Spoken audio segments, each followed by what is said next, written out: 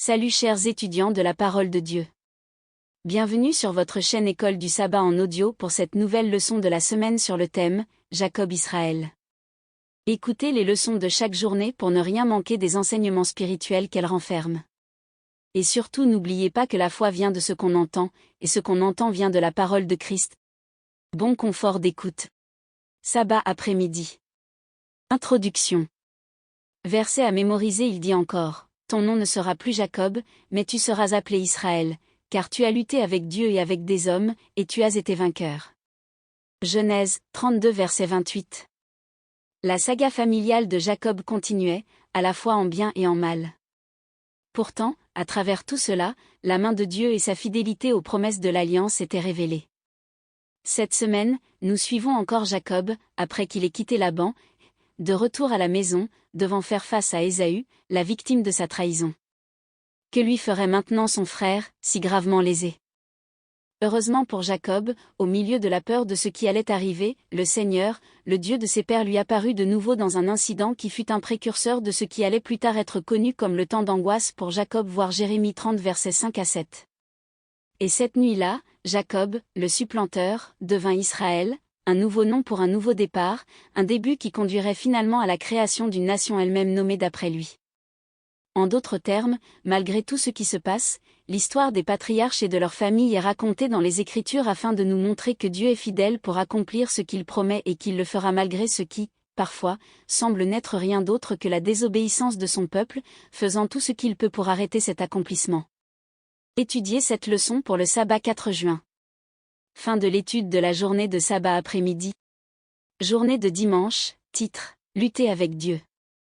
Parti de chez Laban, Jacob eut une autre expérience avec Dieu. Il apprit aussi que son frère, Ésaü, arrivait avec 400 hommes, confère Genèse 32 verset 6. Jacob pria le Seigneur avec ferveur, même s'il reconnaissait que « Je suis trop petit pour toutes les grâces et pour toute la fidélité dont tu as usé envers ton serviteur », voir Genèse 32 verset 10. Jacob, en vérité, comprenait mieux ce qu'était la grâce. Et comment le Seigneur répondit-il?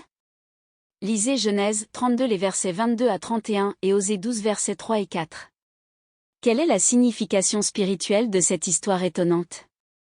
Lecture du livre de Genèse chapitre 32 les versets 22 à 31, il est écrit, « Il se leva la même nuit, prit ses 2 femmes, ses 2 servantes, et ses 11 enfants, et passa le gué de Jabbok. Il les prit, leur fit passer le torrent, et le fit passer à tout ce qui lui appartenait. Jacob demeura seul. Alors un homme lutta avec lui jusqu'au lever de l'aurore. Voyant qu'il ne pouvait le vaincre, cet homme le frappa à l'emboîture de la hanche, et l'emboîture de la hanche de Jacob se démit pendant qu'il luttait avec lui. Il dit, « Laisse-moi aller, car l'aurore se lève. » Et Jacob répondit, « Je ne te laisserai point aller, que tu ne m'aies béni. » Il lui dit, « Quel est ton nom? » Et il répondit, « Jacob. » Il dit encore, « Ton nom ne sera plus Jacob, mais tu seras appelé Israël, car tu as lutté avec Dieu et avec des hommes, et tu as été vainqueur. » Jacob l'interrogea, en disant, « Fais-moi, je te prie, connaître ton nom. » Il répondit, « Pourquoi demandes-tu mon nom? » Et il le bénit là. Jacob appela ce lieu du nom de Peniel, car, dit-il, j'ai vu Dieu face à face, et mon âme a été sauvée. Le soleil se levait, lorsqu'il passa Peniel. Jacob boitait de la hanche. Lisons également le livre du prophète Osée en son chapitre 12 les versets 3 et 4, il est écrit, « Dans le sein maternel Jacob saisit son frère par le talon, et dans sa vigueur, il lutta avec Dieu. Il lutta avec l'ange, et il fut vainqueur, il pleura, et lui adressa des supplications. Jacob l'avait trouvé à Béthel, et c'est là que Dieu nous a parlé. » Après lecture de ces passages, quelle est la signification spirituelle de cette histoire étonnante? Jacob était affligé par ce qui se passait, et c'était compréhensible, et après avoir fait ce qu'il pouvait pour protéger sa famille, il campa pour la nuit. Il fut donc soudainement attaqué par un homme, voir Genèse 32 verset 24. C'est un terme qui peut avoir des connotations particulières, évoquant la présence divine, voir Ésaïe 53 verset 3. Daniel l'utilisa pour désigner le sacrificateur céleste Michel, confère Daniel 10 verset 5, c'était aussi le mot utilisé par Josué pour représenter le chef de l'armée de l'Éternel, que Josué appela le Seigneur YHWH lui-même, voir Josué 5 verset 13 à 15.